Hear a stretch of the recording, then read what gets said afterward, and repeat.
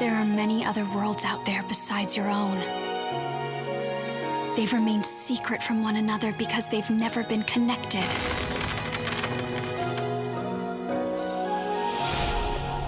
Until now.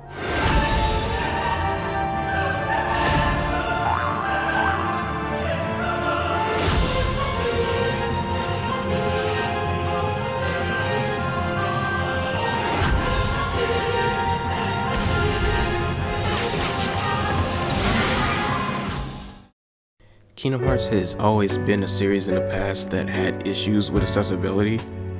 If you had Kingdom Hearts on the PlayStation 2, then you'd need to get a Game Boy Advance for the next installment, which was Chain of Memories.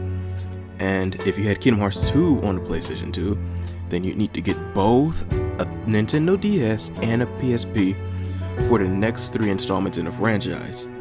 And also after that, make sure you upgrade to the Nintendo 3DS afterwards to experience the title that takes place and leads into the final game of the Darkseeker saga. So yeah, if you were trying to get into the Kingdom Hearts franchise in 2012, it would have been rough to be able to experience all the games due to the situation they're in.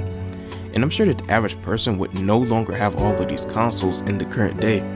So your easiest way to experience the franchise was to either watch it on YouTube, or the Braided Square would make a collection of these previous titles, making it much easier to experience the franchise.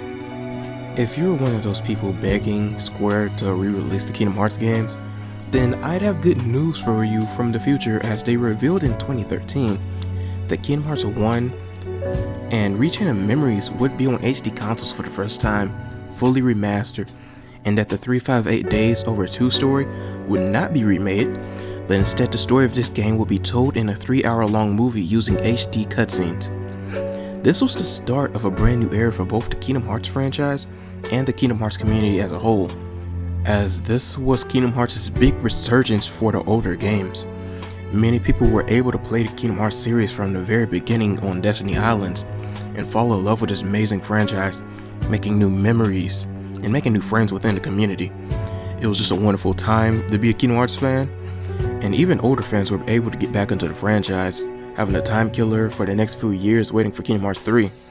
And like I said, this was only the beginning of this era. Don't ever forget, wherever you go, I'm always with you.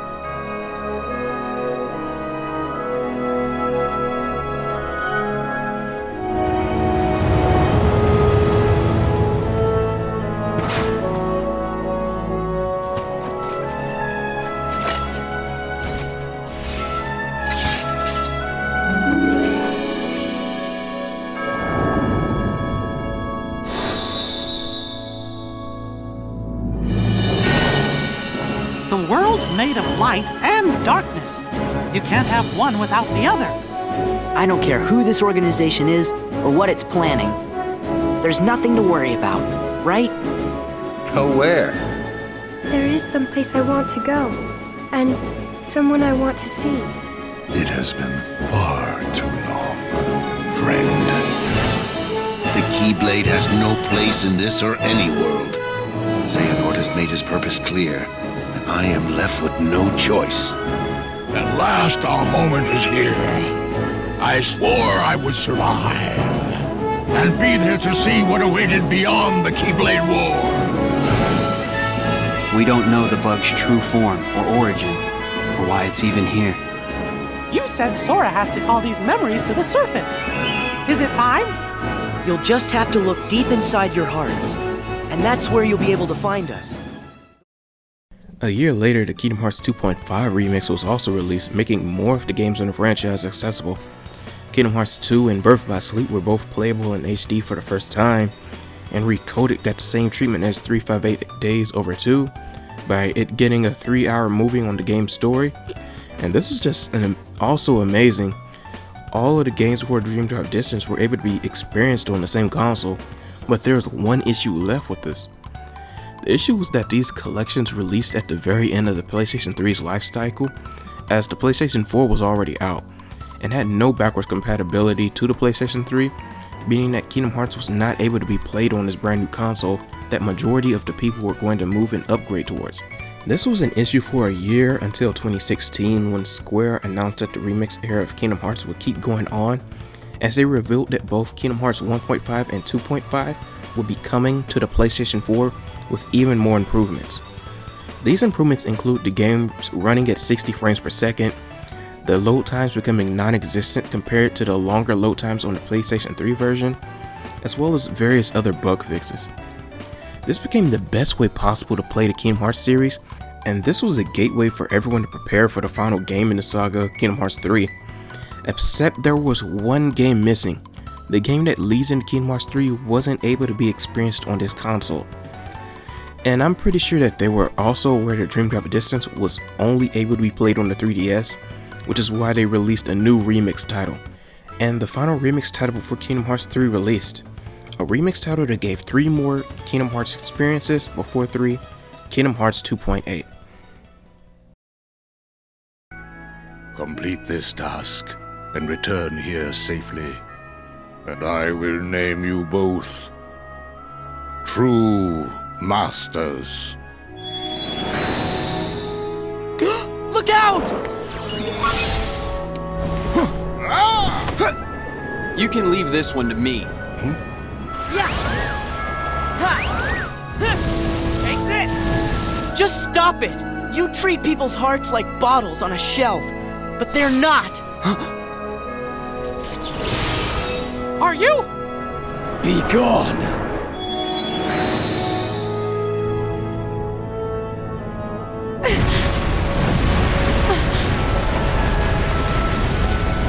The road collapsed when the clock advanced.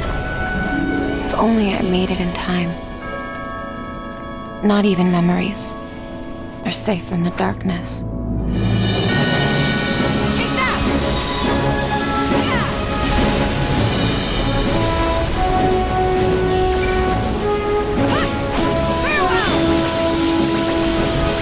To spend one more night beneath the stars with my best friends. I'm doing it again. Aqua. This world is full of light. What? Did you expect the traitor to give themselves up with that accusation of yours? That was foolish. Said, that's quite enough. Hey, maybe talking about the book will cheer you up. Not a chance.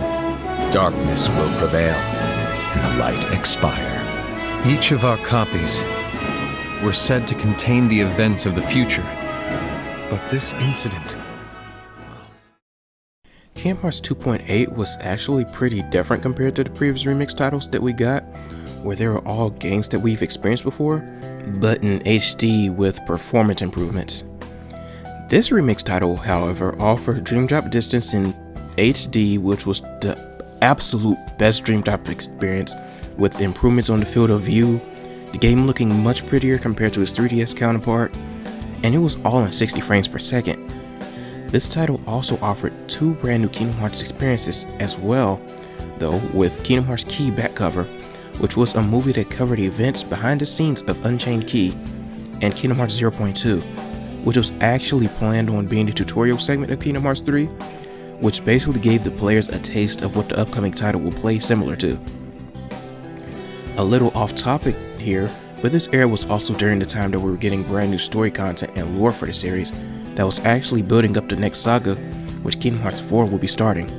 Kingdom Hearts Key was released the same year that 1.5 released, and it kept getting support for 8 years with rebrands here and there, yet the story is a story that the community was told for 8 years in Japan and 6 years in the West, and it's just amazing how much content the Kingdom Hearts community was receiving during the wait for Kingdom Hearts 3, even though it's often considered by most that we never got anything. Another big reason why the remix era was so special is that the era gave us the final mixed versions of the games that we never got. The final mixed versions were enhanced titles of the Kingdom Hearts games, which included new keyblades, brand new cutscenes, new bosses, and a lot of other quality of life features added. However, the biggest issue back when the final mixed versions were released was that they were only exclusive to Japan, and that they never came to the West until the remix titles were announced.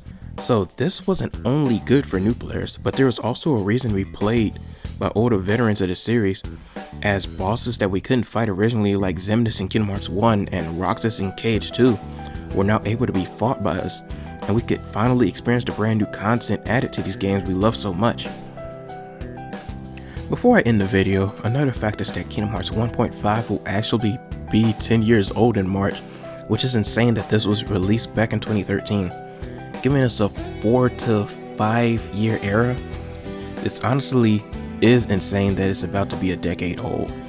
But yeah, this was a time to be a Kingdom Hearts fan for sure. This era was a renaissance for the Kingdom Hearts franchise, something forgotten and not given as much credit as it truly deserves, and the point of this video was to shed light on this era so that it can stay remembered by all of us fans in the community. A question that I have for those watching is, what did you think of the remix era of the Kingdom Hearts series? Do you have fond memories of it? Did you despise it and just want Kingdom Hearts 3? Be sure to comment your answers below because I love reading them. And if you've enjoyed watching the video, please be sure to comment, like, and subscribe.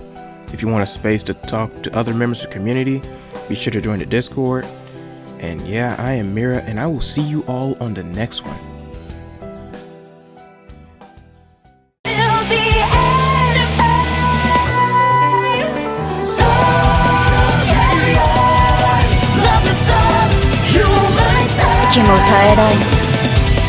We'll change our fate. But this isn't what I really look like.